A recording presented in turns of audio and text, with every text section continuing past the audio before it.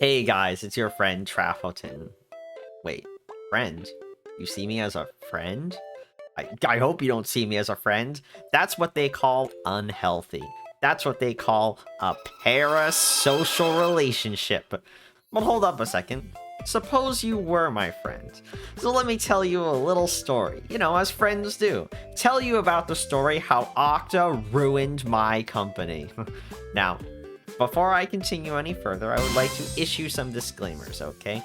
My company does not use Okta, at least not anymore. And I will be describing my company's personal experience using Okta. And as the title states, friends don't let friends use Okta, and that is why I'm going to use this as a basis to tell you to stay far away from Okta. And if you ever see your company move to something like this, run. Run very far. Run down the hall to the closet that your IT department lives in and tell them to stay far and far away from the company that is Okta. I work for a small to medium-sized business with about 100 people, give or take. We usually actually have a little more than 100 people.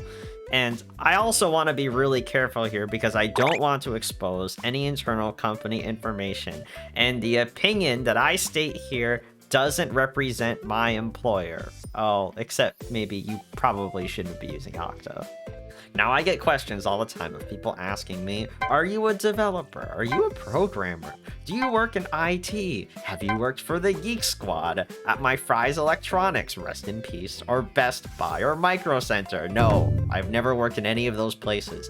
I don't repair people's phones. I don't do any of that stuff. Thank God, because if it did, I would go insane. I would go insane because I go to work and do things of technology and then have a YouTube channel where I talk about technology, and I can guarantee that I would lose my mind. What is your job? That's not important to you. What is important is my company used to use Okta, and I'm going to describe my personal experience of it.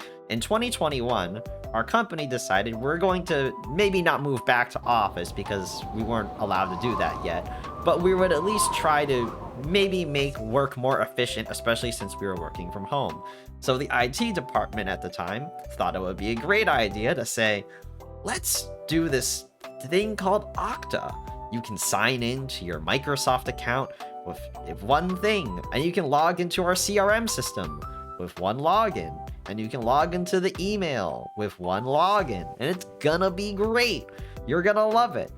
Now, this is the point where my alarm bells started to really go off in my head.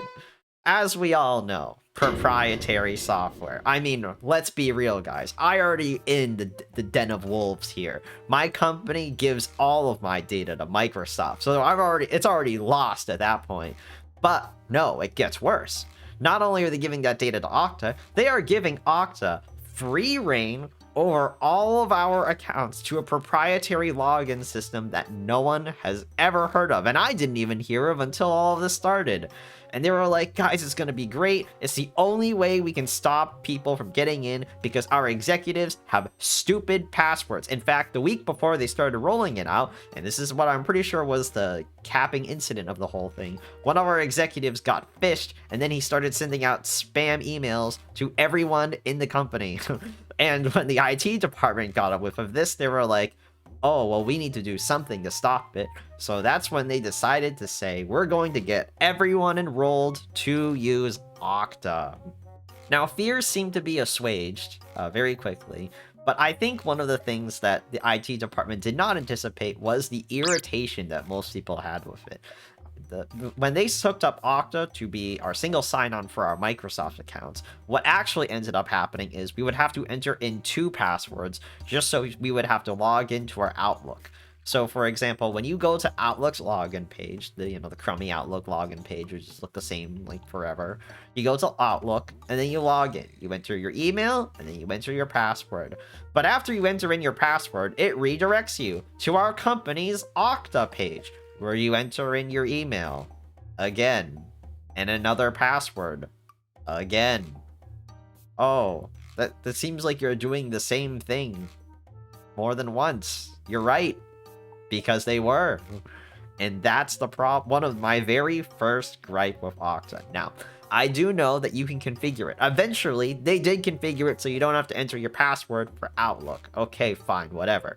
The real problem here is when Okta was first introduced to my company, it was first introduced in such a way that it made everyone's lives more painful to log into our accounts than they were.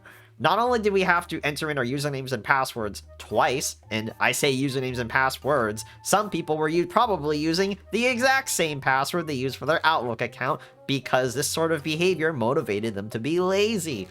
But not only do they ask you for your email, not only do they ask you for your password, and not only do they ask you for the first name of your pet, but what they ask you for is a phone number. A phone number that you can receive text messages with too. Don't think you can use that work phone sitting on your desk. No, no, no. You need to be using a device you can receive text messages with. Or you can download the companion mobile app. But the problem with all of that is, of course, your phone number is basically your digital identity. If you aren't like me, you don't live in a country where you can just buy a SIM card from your local store with cash and leave and set it up with a throwaway credit, you can't do that with some countries. But not only can you not do that in some countries, it's really annoying to have to pay for an extra phone number to do for all of this. In my situation, I actually got lucky. Because of the pandemic, one of the things that my company did was they set up voice over IP phones. Because we can't have normal desk phones because none of us are at the office, what they did was they gave us all a voice over IP service. I'm not going to say which one, but we use a voice over IP service so we can call people from like a traditional desk phone, but we do it through an app on our computers. And because we pay for this service also lets us receive text messages. So what I did was, instead of using my real personal phone number or one of my personal voice over IP phone numbers, instead what I chose to do was I submitted my work phone number.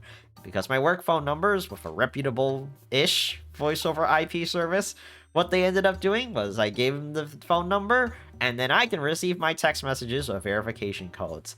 And this sort of cycle wears on for a while. We're all have to keep track of our Okta credentials in addition to our Microsoft account credentials. And while we're doing all of this, people are like begging the IT department, please stop making us use this thing.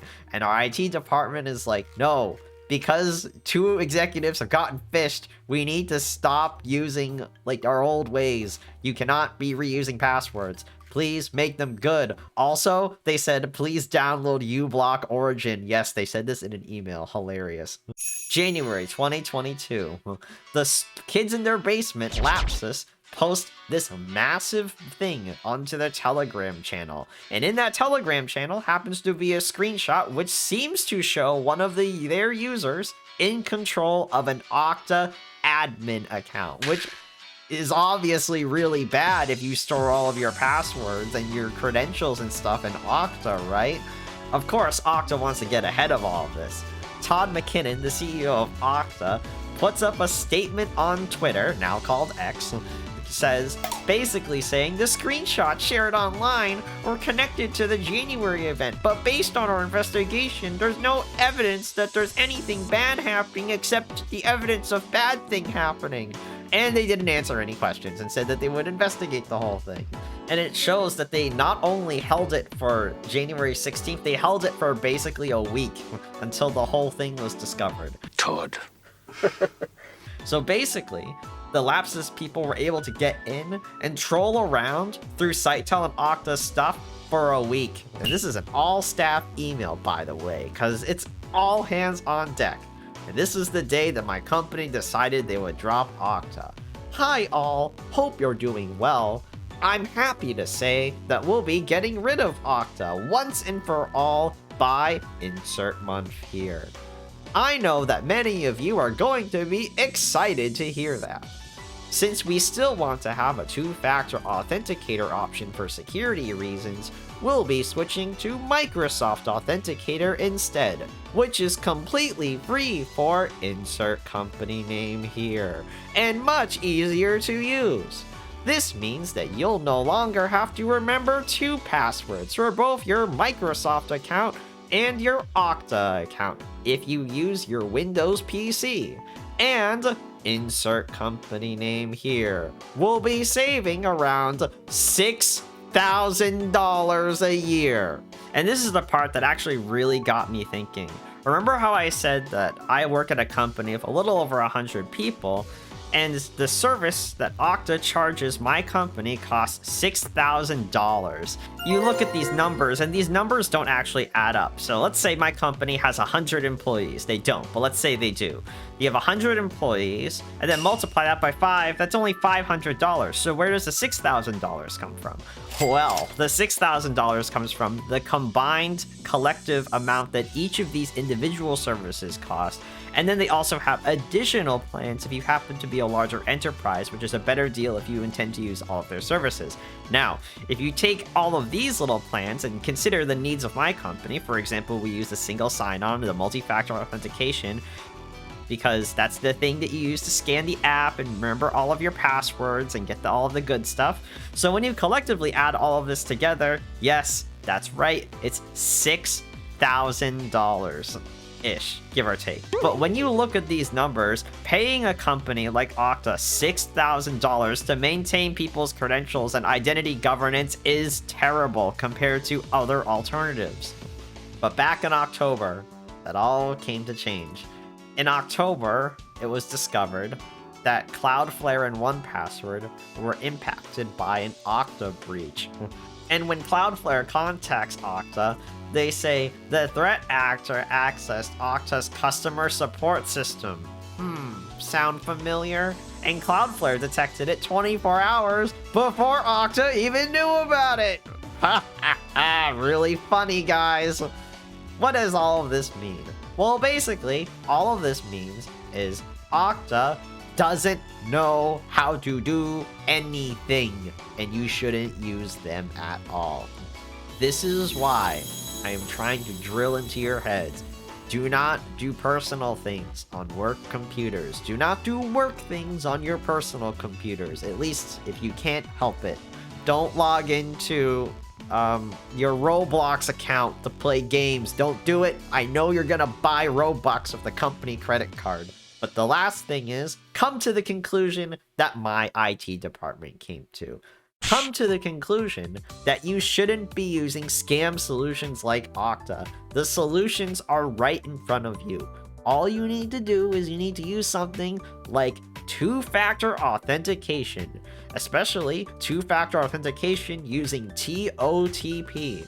And the reason why my company said to use Microsoft Authenticator is because it's one less entity to trust. Microsoft already controls all of our email and steals all of our information when we upload it to everything. The reason why they said to us to use Microsoft Authenticator is because in terms of compliance policy, it's a really great sell. It's one less entity to trust. Removing Okta and making sure that Microsoft is our two-factor authenticator is a really great way of reducing the amount of trust of the number of companies that we involve all of our data with.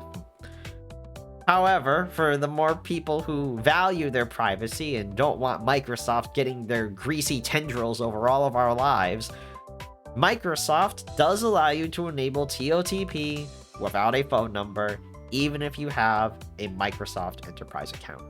So what I did was I set up two-factor authentication using Aegis, the Android app, on my phone. And you can use this to log in to the company Microsoft account, and it's totally separate, using Microsoft's built-in tools, and unlike Okta, doesn't cost $6,000 a year. On iPhone, there's plenty of apps out there. I hear Enti's pretty cool. Might look at it sometime. The point is, if you start using something like real, free, two-factor authentication, and if you're comfortable with it, Microsoft's passkeys, it's an easy way to get your security and privacy without having to deal with scam companies like Okta. Keep your work and personal stuff separate, so when the next time Okta gets hit, you're not going to be blamed for something like the LastPass breach. So why don't you go like this video? Like this video if you would be willing to redirect the $6,000 that you would give to Okta to that $6,000 that you give to me. through your YouTube's join button or Patreon subscription. Wow, I sound like such a shill. Thank you for watching. I will see you guys next time. Have a great rest of your week.